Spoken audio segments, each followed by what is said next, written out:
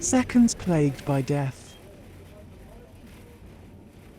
Selves obliterated by light.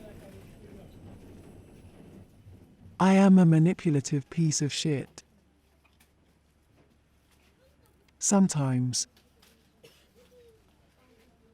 Sometimes when cars, dust, sun, shopping bags,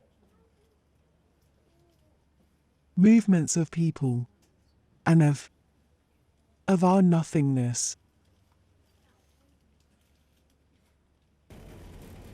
There is a strange feeling that comes with knowing every corner, sensing collapsed concretes as they come to life. Places of rebirth, not nature. Everything you feel is you, and is not you.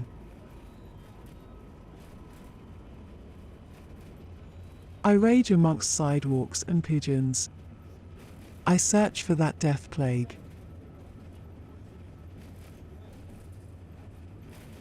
I start noticing during the pandemic. I write snippets of texts about the city. In the lockdown context of troubling silence, I find myself walking around an empty Bucharest. My phone is always with me, taking photos as I go. I, unknowingly, build a research archive as, for the first time, I feel a strong emotional connection towards the city. In the midst of personal, local, and global catastrophes, I experience an increased sense of attention towards mundane encounters with the streets. Cats, pigeons, trashed foods, weeds, decaying and newly built homes and institutions.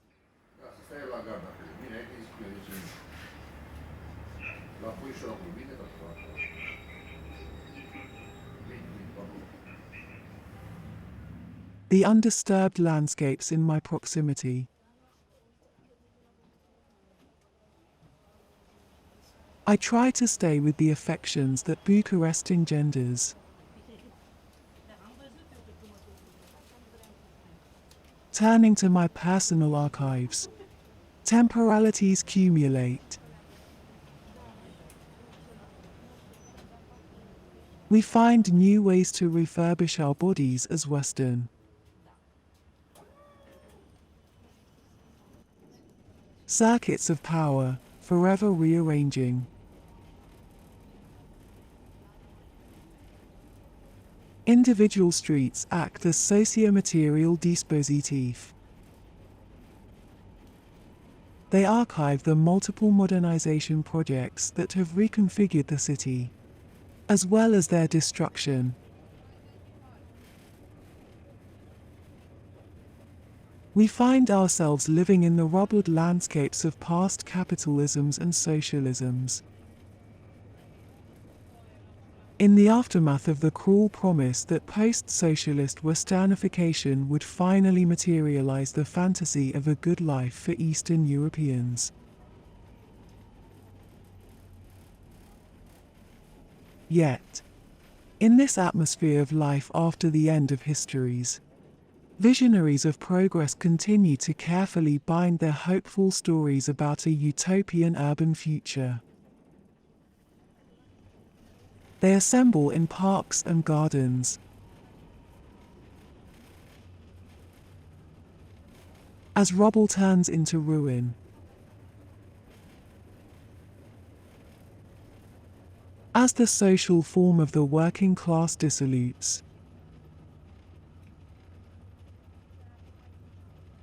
the typography worker is replaced by the web designer, the ad person, the young startup entrepreneur.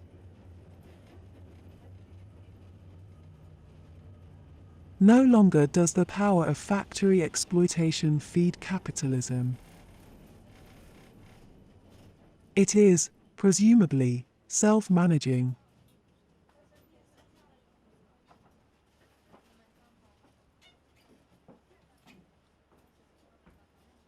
Reflexivity may be welcome or, at least, kept close by. As a source of inspiration. There is a tendency to get caught into the many pasts that the city breeds. But noticing this tendency is to see how certain affections are coming to pass.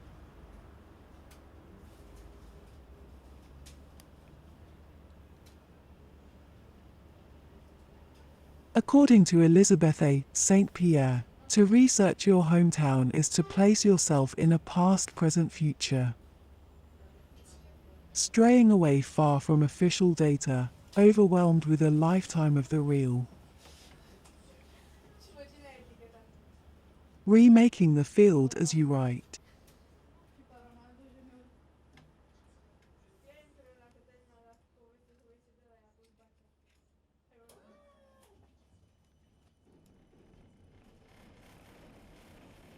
Research questions, a list.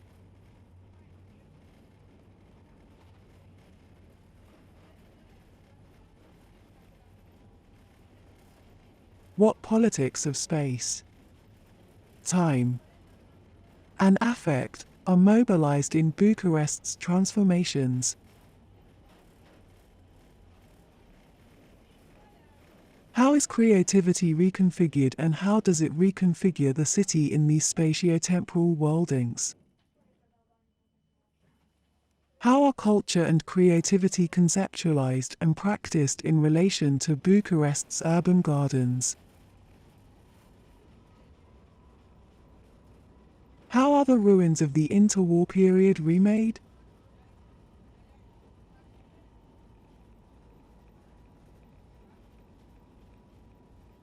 Has post-socialism as a lived reality dissolved already? What radical possibilities can be unlocked by paying attention to socially engaged art practices? Space-time matterings. Smooth and striated space-time. Socialism. Post-socialism. Post-post-socialism.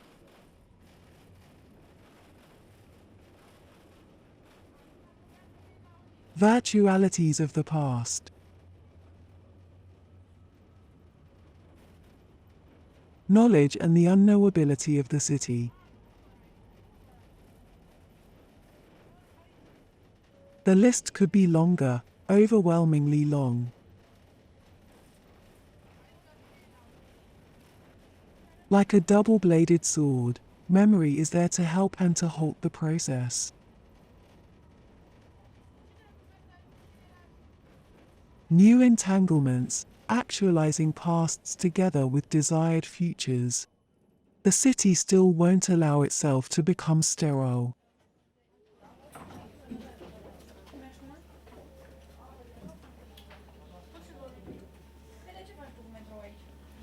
Șervețele mate, 3 pachete la 2 lei, șervețele umede, lumea uleu, pixul numai la uleu, mată la 2 lei.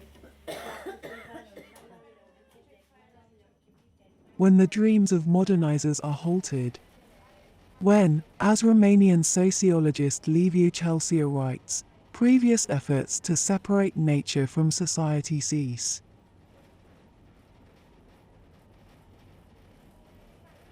Unlikely actors step in. They make it hard to build white cubes, to erase social inequality and ruin. Creativity may be seen as the process by which the orderings of power knowledge are stabilized. Through creativity, entanglements of the city come to matter differently, forms of exclusion are materialized and perpetuated. Capital C cultures differentiate themselves from everyday jolts of creativity. Yet their reliance on the quotidian is inevitable.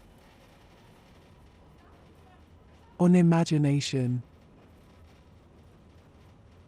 On socio-material conditions that are already at play, or coming to play. And at the same time, in their making, capital C cultures get bogged down by the material and discursive forces of the everyday. By its histories of fallen modernities.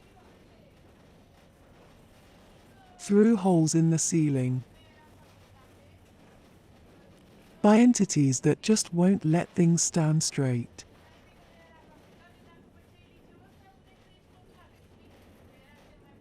Through radical art practices. By various acts of protests that, although marginal, come to nurture a queer temporality of post-socialism, one that won't simply follow the chronology of Western politics.